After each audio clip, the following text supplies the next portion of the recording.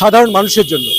এই দাবিগুলি দেখবেন, যে 6টা দাবি যেটা আমি বলছি আপনাদেরকে, এই দাবিগুলি দেখবেন যে অন্য কোনো দলের যে ইশতেহার বা ম্যানিফেস্টো সেখানে কিন্তু এই দাবিগুলি পাবেন না। তাহলে এই দাবিগুলি কি? 1 নম্বর দাবি সেটা হচ্ছে যে মানুষের খাদ্য।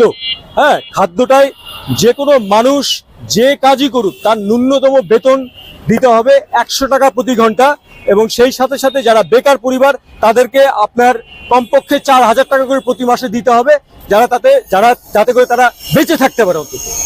দ্বিতীয় নম্বর হচ্ছে যে বাসস্থান। প্রত্যেকটা মানুষ যেন, ভূমিহীন যারা আছে এই বাংলাদেশে, আপনার তারা যেন কমপক্ষে থাকার জন্য বা কাজ করার জন্য 1 শতক জায়গা পায়। সো ভূমিহীনদের জন্য আপনার 1 শতক জমি দেওয়া হবে, এবং সেই সাথে সাথে আপনার 100 বিঘার বেশি কোনো একক পরিবার বা কোনো একক প্রতিষ্ঠান এই দেশে রাখতে পারবে না, যেটা ছিল মুক্তিযুদ্ধের ওয়াদা ছিল। সো এটা গেল খাদ্য, বাসস্থান, দ্বিতীয় দফা। তৃতীয় দফা সেটা হচ্ছে শিক্ষা। যে এদেশে যে কোনো মানুষ যে বয়সেই হোক সে যেন বিনামূল্যে এদেশে ইন্টারমিডিয়েট পর্যন্ত শিক্ষা ফ্রি পায়। বাপ মায়ের যেন চিন্তা করতে না হয় যে আমার ছেলে কিভাবে শিক্ষিত হবে। আপনার ছেলে শিক্ষিত হবেই হবে যদি ইন্টারমিডিয়েট পর্যন্ত বিনামূল্যে চিকিৎসা দেওয়া হয়। 4 নম্বর দফা হচ্ছে যে চিকিৎসা। এদেশে প্রায় 67 লক্ষ মানুষ আপনার প্রতি বছর গরিব হয়ে যায় প্রথম আলো জরিপ অনুযায়ী।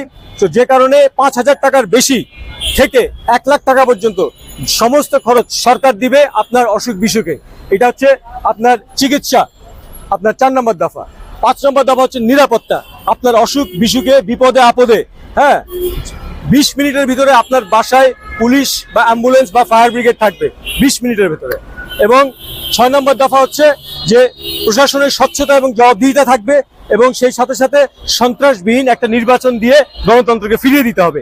আর এই যে 6টি দফা দেখছেন, এই 6টি দফা বাস্তবায়নের জন্য আমাদের যে টোটাল বাজেট, সেই বাজেটের যদি 7টা ভাগ করেন, সেই 7 ভাগের মাত্র 3 ভাগ, এই 7 ভাগের 3 ভাগ অর্থ দিয়ে আমাদের এই প্রত্যেকটা 6 দফা এক টার্মে বাস্তবায়ন করা সম্ভব।